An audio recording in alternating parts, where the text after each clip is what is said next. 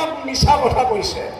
আমাক ঘৰ দিম বুলি কৈছিল, স্কুল ঘৰ দিম বুলি কৈছিল, মজুৰি বৃদ্ধি কৰি দিম বুলি কৈছিল, কিন্তু দিয়া নাই। সেইকাৰণে এওঁলোক মিছলীয়া, ধুৰন্ধৰ মিছলীয়া। সেইকাৰণে এওঁলোকক আমি এইবাৰ লোকসভাত ভাৰতবৰ্ষৰ পৰা মোদীজীক আঁতৰ কৰি দিব লাগিব, আঁতৰ কৰি দিব লাগিব। আৰু ৰাহুল গান্ধীক আমি আনিব লাগিব, প্ৰতিষ্ঠা কৰিব লাগিব, ভাৰতবৰ্ষৰ প্ৰধানমন্ত্ৰী হিচাপে প্ৰতিষ্ঠা কৰিব লাগিব। বন্ধুসকল, আজি আপোনালোকে চাওক আমি কি পাইছো। শতিকা পুৰণি দল কংগ্ৰেছ দলে যিখিনি কৰিছে, শতিকা পুৰণি সন্মানীয় কংগ্ৰেছ দলৰ যিসকলে মানৱীয় মহান ব্যক্তিসকলে যিখিনি প্ৰতিষ্ঠা কৰি গৈছে, সেই প্ৰতিষ্ঠা কৰা বস্তুখিনিতকৈ অলপ বঢ়া নাই। বৰং ভাৰতীয় জনতা পাৰ্টিৰ চৰকাৰে আমাৰ কংগ্ৰেছৰ দিনৰ প্ৰতিষ্ঠা কৰা, সৃষ্টি কৰা সম্পদবোৰ এটা এটাকৈ বিক্ৰী কৰিছে। আৰু সেই বিক্ৰী কৰা, আঁতৰাই দিয়া সেই ভাৰতীয় জনতা দলক আমি এইবাৰ জনমতৰ জৰিয়তে শাসনৰ পৰা মোদী চৰকাৰ আঁতৰাই দিব লাগিব, পেলাই দিব লাগিব। ব্ৰহ্মপুত্ৰ বুকুত হৈ বংগোপসাগৰত তেওঁলোক আমি পেলাই দিব লাগিব।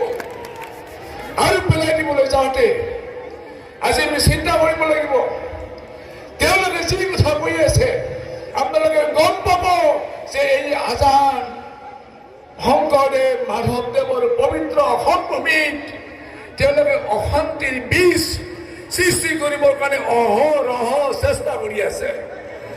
ইমান মিছা কথা কয়, মিথ্যাচাৰী ইমান কথা হয়। তেওঁলোকে মহিলাবিলাকক অৰুণোদয় আঁচনি, কিবা কন্যাদান আঁচনি দিবৰ কাৰণে কৈ থাকে।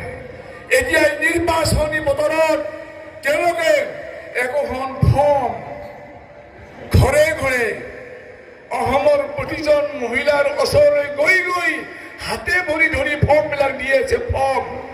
আৰু সেই ফৰ্মবিলাকত কৈছে এয়া 10,000 টকা দিয়া হ'ব, অৰুণোদয় অমুক দিয়া হ'ব, কন্যাদানৰ কাৰণে অমুক দিয়া হ'ব।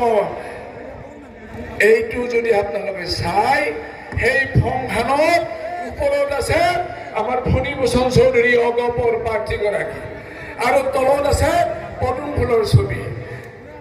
এতিয়া আপোনালোকে চিন্তা কৰক, সেই ফৰ্মখনৰ পৰা আমাৰ মহিলাসকলে 10,000 টকা কন্যাদান টকা পইচা পাব নেকি? নেপায়। সেইকাৰণে সেইখন মিছা বুলি ক'ব লাগিব।